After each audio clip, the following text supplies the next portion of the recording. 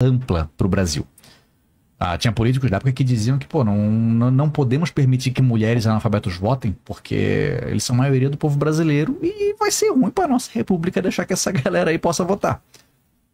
Deodoro fecha o Congresso, temendo a diminuição dos seus poderes, e com esse fechamento, os congressistas se revoltam, a elite política da época que apoiava a república se revolta e a marinha se revolta. Tem início, então, a primeira revolta da Armada, que ameaça bombardear a capital, que então era o Rio de Janeiro. O Deodoro não aguenta a pressão e ele como é que fala? Abdica? Ele renuncia ao cargo de presidente do Brasil. A Constituição dizia que se o presidente ocupar o cargo por só metade do período do seu mandato, uma nova eleição tem que acontecer. Era o caso ali, ele tinha que ganhar por poucos meses. Então era necessário que uma nova eleição acontecesse. Os opositores, a elite, chamou Floriano Peixoto, que era o vice do cara, buscou o cara em casa e disse, não, eleição nada. Volta, tu assume, tu vai ser o nosso cara. Isso é golpe de Estado. Isso é um golpe dentro do golpe. Então Floriano Peixoto, ele deveria ter passado por uma nova eleição, não passa, e ele assume como o segundo presidente do Brasil e o segundo presidente da República da Espada. Esse momento de onde Marechal Deodoro da Fonseca e Floriano Peixoto são presidentes, é chamada República da Espada. E é um período de grande violência dentro do Brasil e de manutenção da República. Então, qualquer foco de resistência que vá vir a acontecer tem que ser reprimido com violência. E o Floriano sabia e apoiava essa ideia. Floriano foi extremamente popular no seu período. Foi o primeiro caso de populismo político de grande massa no Brasil, foi Floriano Peixoto.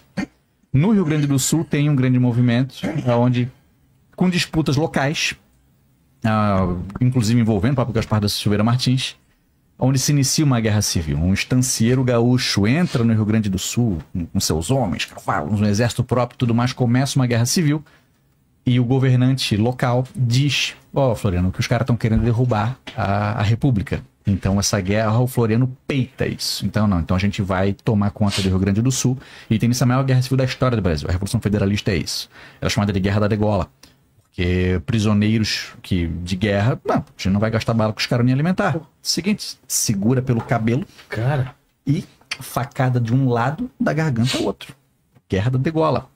Se via que isso era feito de um lado da guerra, o outro lado fazia o mesmo. E como ela tinha feito isso, o outro lado fazia igual. Então essa violência se retroalimentou. A Guerra da Degola se espalhou para Santa Catarina também. E muitos dos prisioneiros, apoiadores da oposição da República na época, não é somente da República, mas do presidente Floriano Peixoto da época, eles foram presos numa ilha em Santa Catarina chamada Anhantomirim. Hoje é uma ilha histórica, se faz visita na ilha. Eu já fui lá com alguns amigos, assim, é um lugar muito maneiro para se visitar. Só que não tem um cemitério nessa ilha. O pessoal que era preso lá era fuzilado numa parede, tu pode ir nessa parede lá e depois de morto era jogado no rio. No Rio não, era jogado no Oceano Atlântico.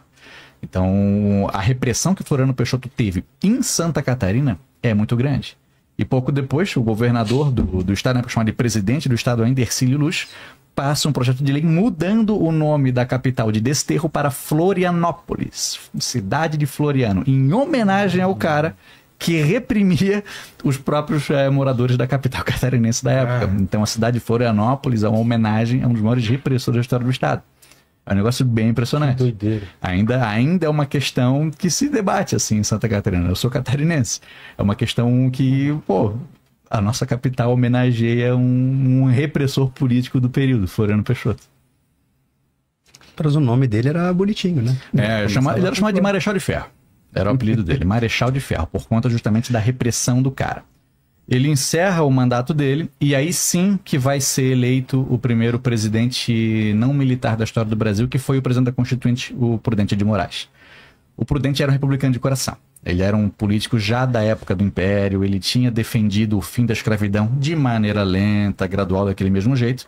E era um cara que ele se tornou meio que padrão para os políticos que viriam a seguir. Era um jurista, estudou em São Paulo, era paulista, defendia os grandes cafeicultores, era um cara que era muito clássico, assim. Ele era um aliado político dos grandes políticos.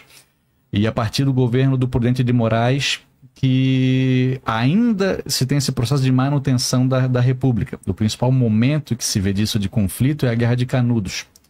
O Prudente, ele era um pacificador. Ele não gostava do conflito. Tanto que manchou um pouco a imagem do cara o perdão a muitos revoltosos da Revolução Federalista. Ele buscou amnistiar essa galera, políticos da República que apoiaram a Revolução, foram reintegrados novamente dentro do Senado, por exemplo. Teve uma segunda revolta da Armada contra o Floriano Peixoto. O Floriano peitou isso aí. Ele não era o Marechal Deodoro que era impopular, era popular, ele peitou. Mas quem encerra, né, todos esses momentos revoltosos contra o governo é o Prudente de Moraes. Só que ele tinha muitos problemas de saúde. Estava cálculo renal, tinha que se afastar muitas vezes da presidência. E ele muito desprestigiado, tá? Por não ser militar. Floriano Peixoto nem recebeu o cara. E não só não recebeu. Quando o Prudente de Moraes chega na capital, não tem ninguém lá para receber o cara e ovo. Vamos lá na sede da presidência. Ninguém. Ele chega sozinho, ele tem que ir sozinho. Ele chega na sede da presidência, não tem ninguém para receber o cara. Nada. Completamente desprestigiado. Primeiro civil indigno, às vezes, por governantes militares. Afastado